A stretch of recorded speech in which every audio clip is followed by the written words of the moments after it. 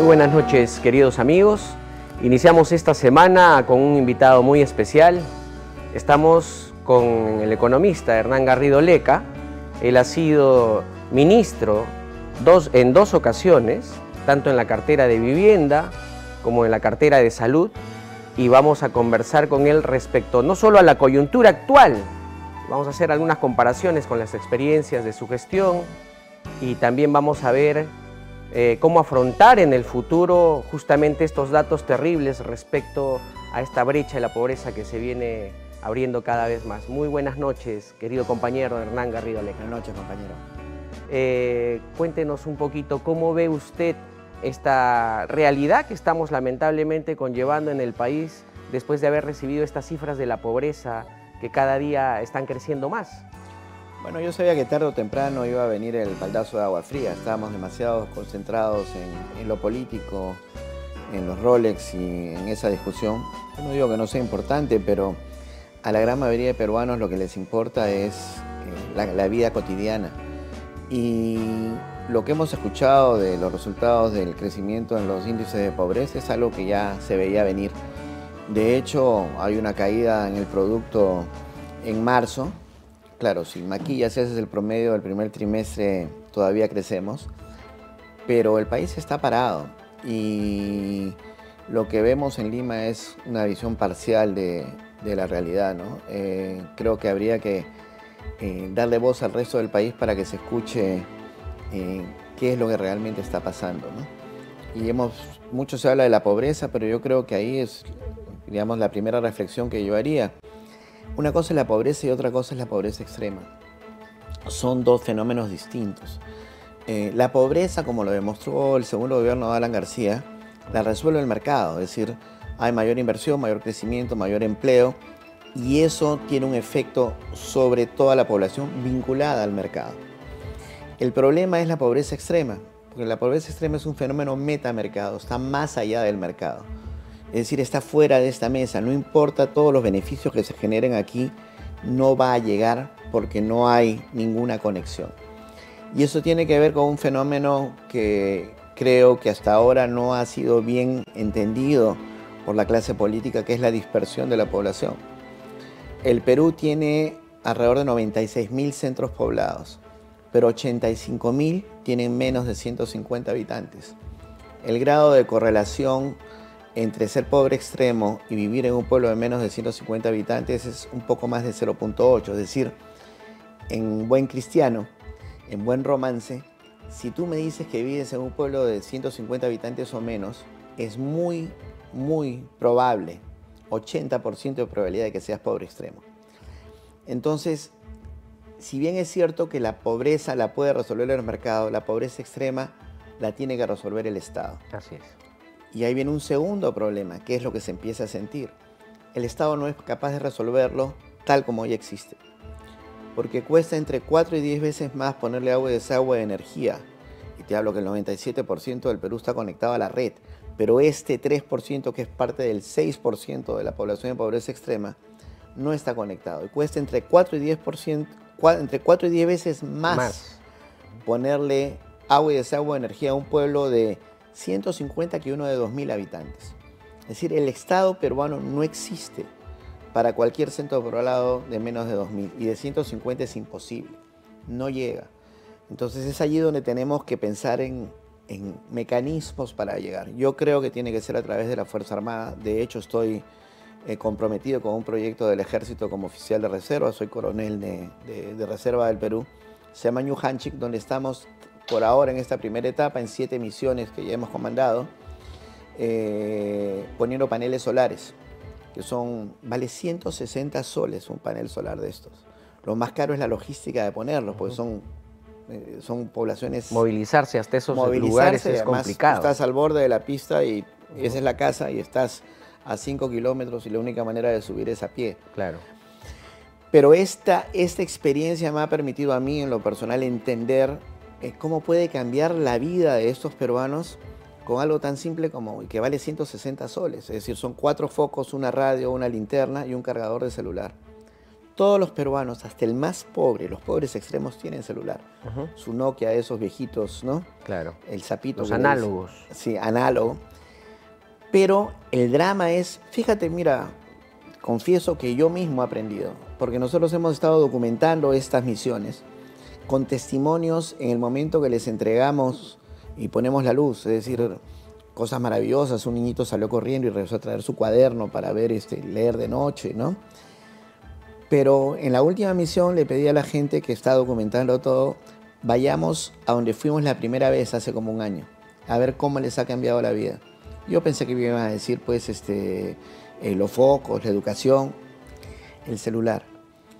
Porque son peruanos que viven tan aislados que bajan al pueblo más cercano una vez a la semana y el resto de la semana están angustiados creyendo que se les va a acabar la batería y no tienen cómo comunicarse. Pero con esto pueden cargar todos los días su teléfono. Entonces, te parecerá increíble. A mí me sorprendió, pero uno de los efectos más importantes ha sido que ahora sí están vinculados, ¿no? Claro. Creo que como eso, a través de la Fuerza Armada se puede hacer mucho. Pero en resumen, ¿no? La pastilla sería, la pobreza la resuelve el mercado, la pobreza extrema la tiene que resolver el Estado. No es Estado, sino un Estado que sea capaz de entender esta realidad.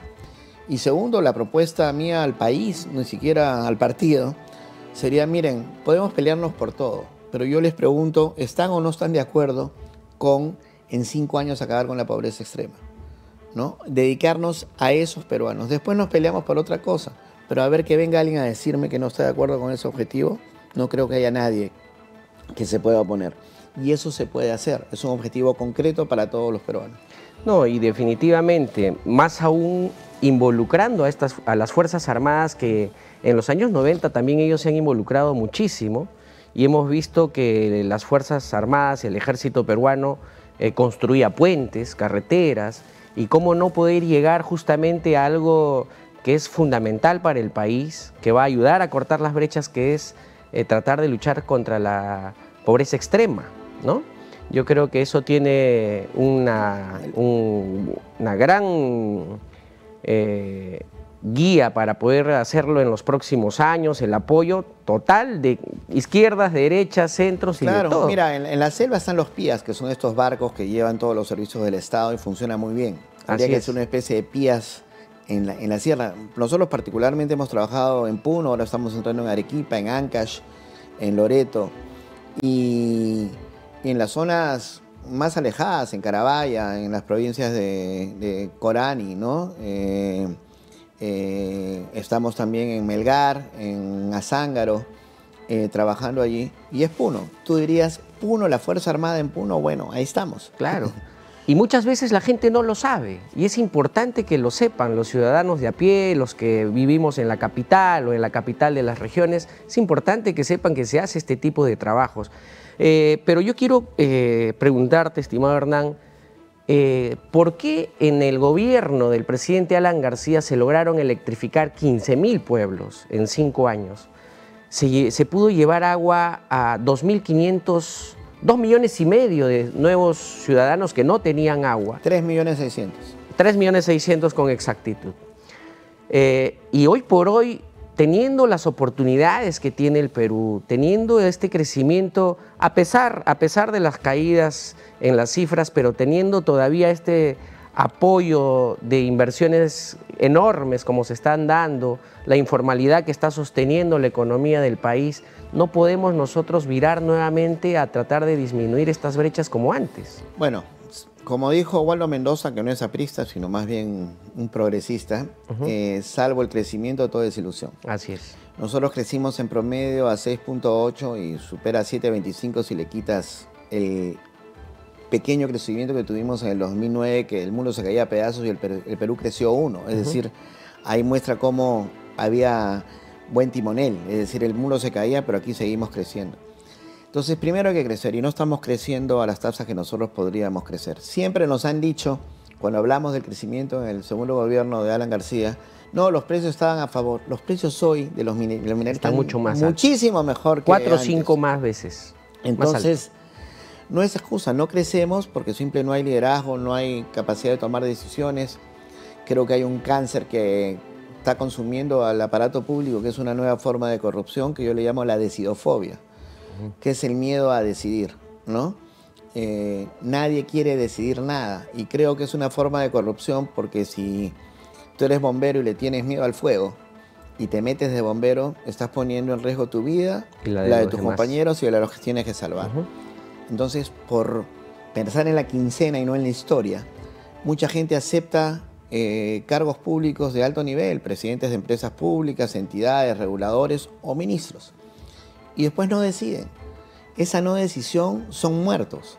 Que no se tome una decisión de vacunación a tiempo en el Ministerio de Salud, tarde o temprano significa que alguien va a morir.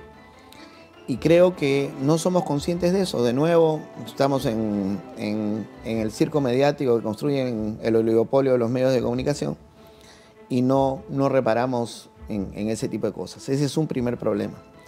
El segundo, mi querido compañero, yo te pido que no uses la palabra informal que acabas de utilizar. Y eso tiene que ver con otra propuesta que hemos lanzado, que es que, ¿cómo puedes llamar informal que tiene una carga peyorativa, negativa y hasta clasista al 80% de la PEA que está vinculada a ese mal llamado sector informal, que yo prefiero llamar normal? Porque lo que llama el establishment informalidad, en realidad la normalidad. O sea, es la regla, no la excepción. La excepción es la formalidad. Y creo que si vamos a hablar de la economía peruana, yo preferiría hablar del sector formal y el sector normal. Ahora, ¿qué hay que buscar que este sector tenga un marco jurídico en el cual pueda desarrollarse apropiadamente? Por supuesto que hay que hacerlo. ¿Son los excluidos del Estado? No, son los excluidos por el Estado, no del Estado. ¿Por qué? Porque en los abogados hablan de primacía de la realidad, nosotros los economistas hablamos de lo que son preferencias reveladas. Es decir, estos peruanos cada día salen a la calle o salen a trabajar y toman una decisión. La decisión es no ser formales. ¿Por qué? Porque el marco legal es un cuadrado que pretende envolver un círculo que ni siquiera entra. La legislación no está pensada para la realidad que nosotros vivimos. Es decir, lo que yo creo que hay que hacer es hay que leer la realidad y a partir de ahí generar un marco jurídico. Hace 40 años que yo escucho que la formalización, que va a aumentar la recaudación tributaria. ¿Por qué no se hace? Porque no se ha hecho este esfuerzo. Y te lo pongo bien sencillo. En este sector, en el sector normal de la economía, lo que prima es una unidad empresarial con menos de 10 trabajadores y la gran mayoría son familiares.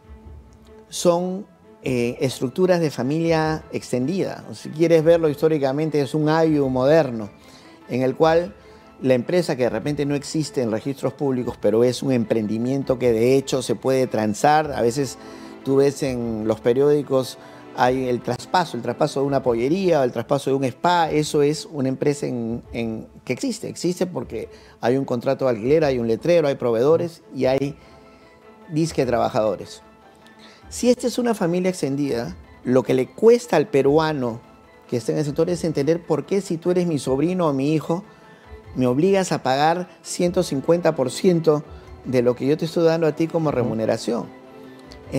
Si al final, si pasa algo, número uno, tienes el CIS, que están todos los peruanos, incluso los extranjeros, y además, la típica, se hace la familia extendida, dará una bolsa y te ayudará a pagar una enfermedad o lo que fuese. Entonces encareces innecesariamente la operación de esta empresa y no puede competir. Entonces, lo que yo propongo es la empresa familiar de responsabilidad limitada. Justamente esa propuesta la hemos oído muchos peruanos ya por parte suya. Hace poco en Huancayo hubo una gran exposición, pero yo le quisiera pedir, estimado compañero, que podamos hacer una propuesta extensa en la segunda parte de nuestro programa. Encantado. Muchísimas gracias, Hernán, por estar esta noche. Vamos a continuar el día miércoles con esta entrevista y, lógicamente, con esta propuesta que estoy seguro va a ser de mucho interés para todos los peruanos. Muy buenas noches. Helados Muyuchi de Ayacucho para el mundo. postre. Este helado tiene más de 100 años de trayectoria. Es muy rico y delicioso. Mis abuelas antes traían el hielo de Razuilca, de las nevadas.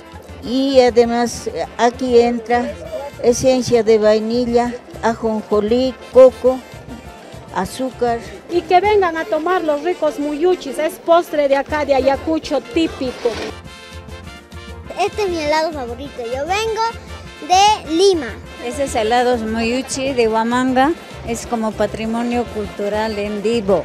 Se le llaman como una bandera huamanguina. Sin caso que no han tomado helado muyuchi, quiere decir que no han llegado a Ayacucho.